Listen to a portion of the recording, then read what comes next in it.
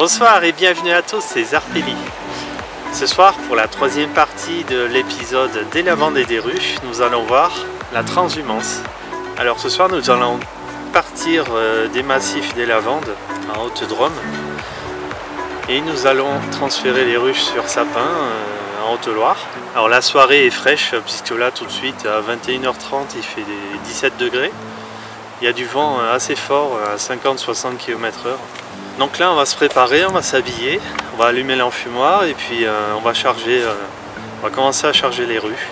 Pendant qu'on s'habille et qu'on se prépare, je vous laisse admirer le beau coucher de soleil qu'on a eu en arrivant.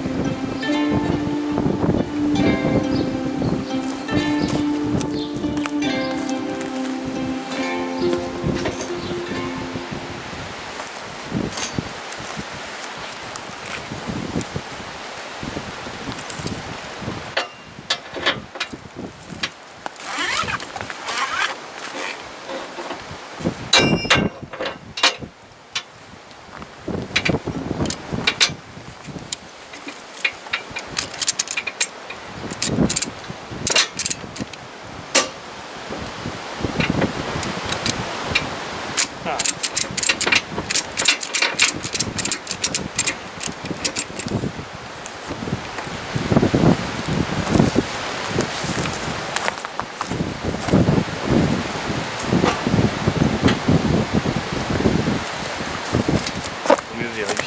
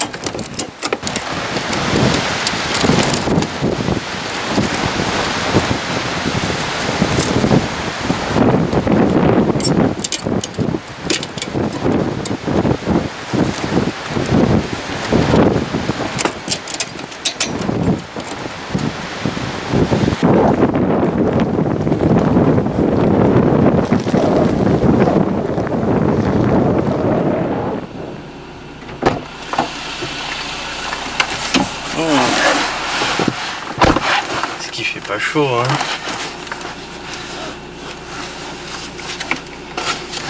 Donc on a fini de charger les ruches. Là on va démarrer. Alors c'est parti. On va y aller doucement sur le chemin parce que faut pas trop bouger les ruches. Bon, ça a été, le chargement s'est très bien passé. Malgré le vent qui gêne toujours un petit peu. Ça me gêne surtout moins en fait. Après c'est pas plus mal parce que moi les abeilles restent tranquilles et ça me permet de travailler sans le chapeau. Alors j'en profite du chemin là qui fait 5-10 minutes. On descend doucement. Je vais me faire un petit café.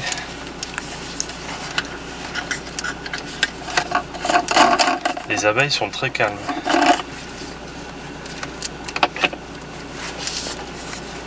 Ça fume. Il doit être chaud.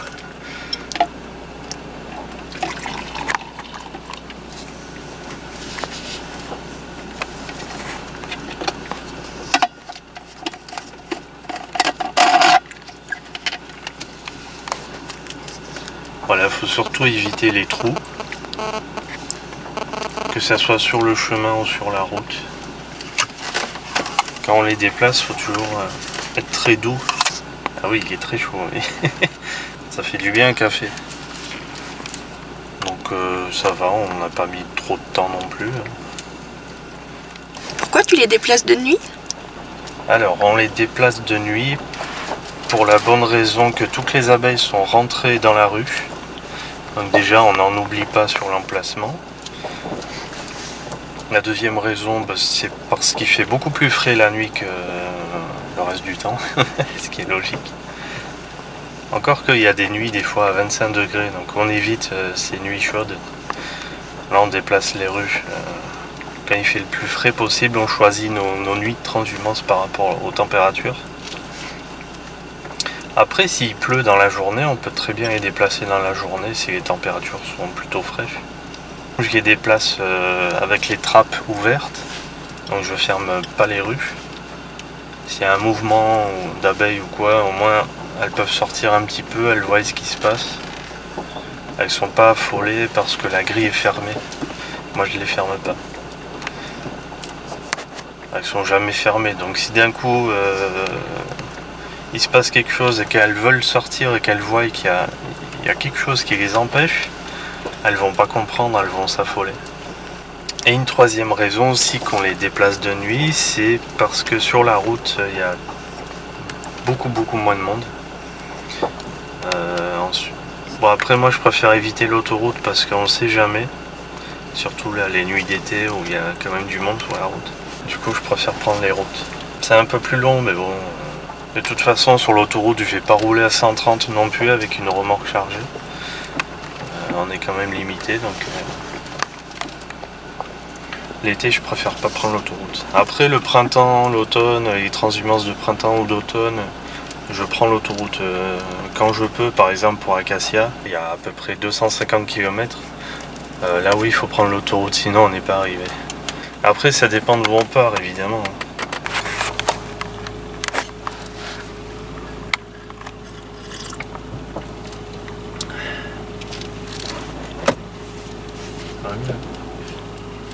Puis j'ai encore des phares. Hein.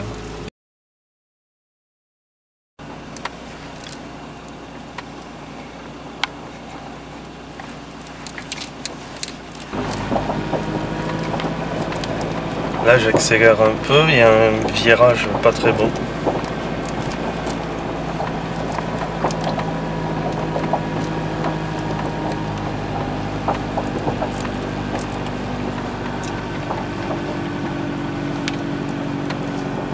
Alors en allant très lentement, en fait les abeilles elles sortent pas du tout.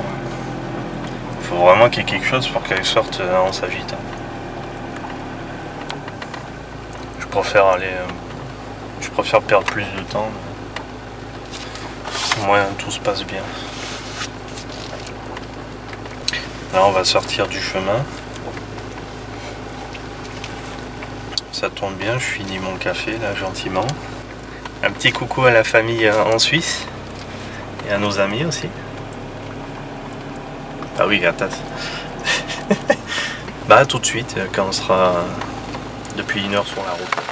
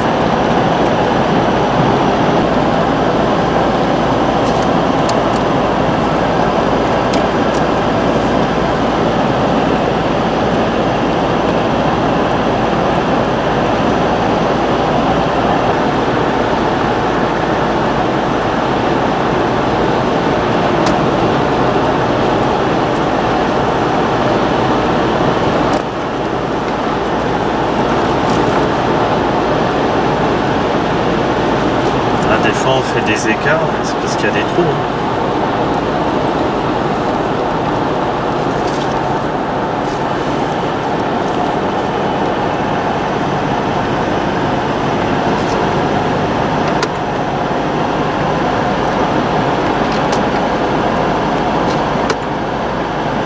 Donc on se retrouve sur la route. On vient de sortir de la zone montagne. Ça fait une petite heure qu'on roule. Là on est en plaine. Pourquoi tu les déplaces avec Léos? Déjà, je les déplace avec Léos pour leur donner plus d'espace dans la rue. Parce que c'est quand même des colonies très fortes. Donc s'il n'y avait pas la hausse, elles auraient tendance à sortir de la rue. Et ça, on préfère éviter parce que si elles sortent de la rue, elles vont prendre froid dehors. Et après, elles auront du mal à re-rentrer. Donc c'est pour leur donner de l'espace, pour qu'elles aient plus d'air aussi. Et comme c'est des colonies très fortes, du coup il leur faut plus de place. Donc vaut mieux laisser la hausse. Je les ai préparés, il me semble, sur 4 cadres. J'ai introduit la reine. Et ensuite il me faut 5 semaines pour faire une ruche très forte.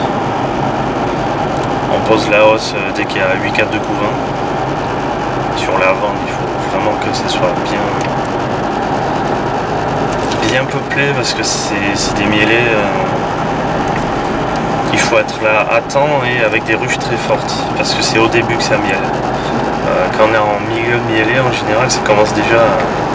Le pic, on a passé le pic de mielé. Donc j'ai composé ces essaims mi-avril. Je les ai fait un peu plus gros que d'habitude. Pour être sûr qu'ils soient prêts pour mi-juin. J'ai introduit une reine fécondée que j'avais en hivernage. J'ai mes stocks à reines fécondées. On se s'occupe bien des colonies jusqu'à la mielée de lavande, parce que c'est des colonies que je prépare exprès pour la mielée de lavande. Juste avant l'introduction des reines, je fais un traitement acide oxalique pour être sûr qu'il y ait le minimum de varroa possible. Ensuite on fait la mielée, donc ça tourne autour du 15 juin, après ça dépend où est-ce que je vais. Donc du fait de faire les traitements juste avant d'introduire les reines, ça permet d'enlever le maximum de varroa, et comme on est mi-avril, on peut faire la mielée de lavande tranquille et enchaîner derrière la mielée de sapin sans devoir faire le traitement habituel juste après la récolte de lavande. C'est pour ça, c'est des ruches préparées spécialement pour lavande et pour sapin. Je ralentis parce qu'il y a un petit peu de bosse. Oui, alors si vous voyez un apiculteur qui roule doucement la nuit, c'est pas parce que c'est pas parce qu'il s'endort ou quoi, c'est qu'il faut vraiment faire attention aux abeilles. On roule doucement sur la route parce qu'il y a toujours des trous, des racines, ça fait des bosses, des petites bosses, et ça les abeilles elles aiment pas trop. Il vaut mieux les prendre à 50 km/h qu'à 4,90. C'est pour éviter que la grappe elle tombe, hein, c'est ça? Oui voilà, là en plus on traverse une allée de platanes. Du coup je roule pas trop au bord parce qu'il y a des racines, quoi. Donc pareil, les apiculteurs en général ils se décalent toujours sur la route. C'est pour éviter les trous, les bosses. C'est pour ça que des fois on se retrouve en plein milieu. On fait attention, hein, mais... Voilà, faut pas être étonné si on fait des écarts, on roule doucement, c'est normal. La priorité c'est le bien-être de nos abeilles. Alors là, il y en a un qui me suit, il est un peu trop près. Le problème, c'est que ces phares, ils éclairent trop les ruches là. Non, le truc, quand vous suivez un apiculteur, alors déjà, suivez pas trop près, parce que si on doit freiner ou quoi. Et ensuite, ne mettez pas vos pleins phares pour voir les ruches, parce qu'en fait, ça dérange les abeilles. Voilà, il a doublé, comme ça, on sera tranquille. Parce que ça leur fait trop de lumière. Alors déjà, il y a plein de villes qui nous gênent. Parce que c'est beaucoup trop éclairé la nuit, les villes. Donc pensez à baisser vos feux, mettez en feu de croisement. Mais restez pas derrière l'apiculteur pour voir les ruches en feu de route, parce que bah déjà le chauffeur lui il est ébloui, et puis les ruches, les abeilles, elles aiment pas ça. Ça les fait sortir en fait. Alors si vous voulez pas être piqué, non, vous ne ferez pas piquer, hein, mais gardez vos distances et restez en feu de croisement. Puis c'est obligatoire. Donc, je sais, vous pouvez voir les ruches, mais quand même. Il y a YouTube hein, pour ça. et dépasser l'apiculteur. Hein? J'ai cru qu'il allait me doubler. Il y a une belle ligne blanche. Et il y en a, ils sont tentés. Hein. On est toujours sur la route.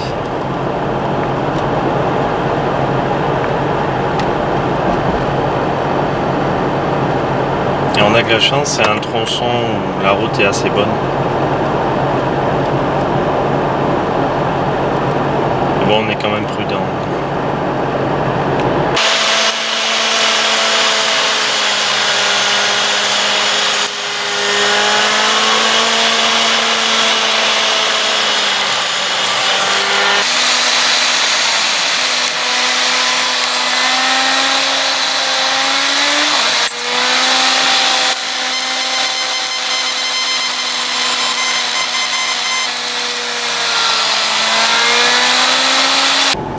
Voilà, on est toujours sur la route. Seulement, c'est une route un peu spéciale. On est sur Mars. C'est le village de Mars.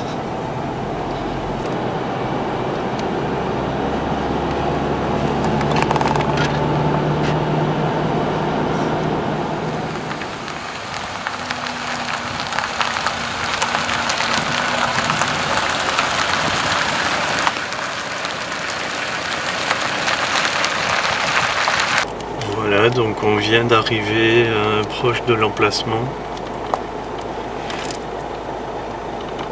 On aperçoit les sapins. Bon, avec les phares, c'est pas super.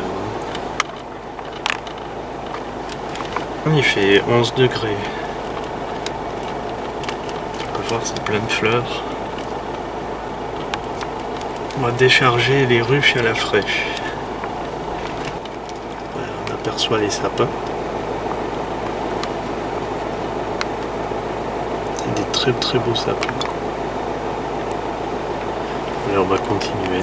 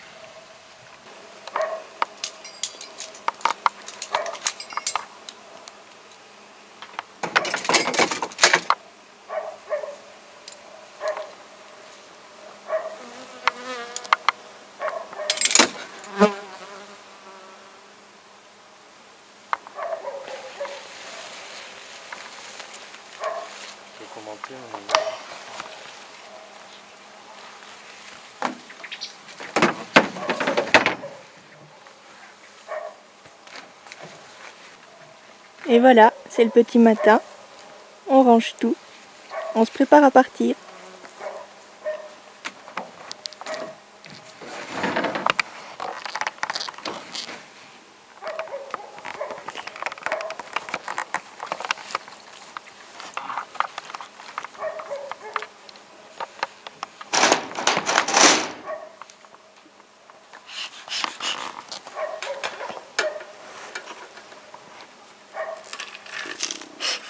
Les ruches sont posées.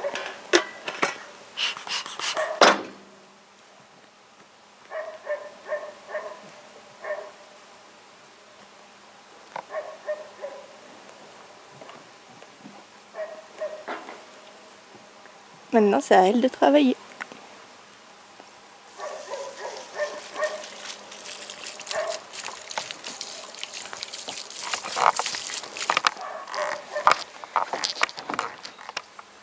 Voilà pour la fin de cette troisième partie des lavandes et des ruches. Donc voilà, on vient de finir de transhumer. Et là on va rentrer parce qu'on a des miels à extraire. On a le miel de garrigue à extraire. Et demain on va aller récolter une partie des ruchers sur châtaignier. Donc voilà, on a du travail.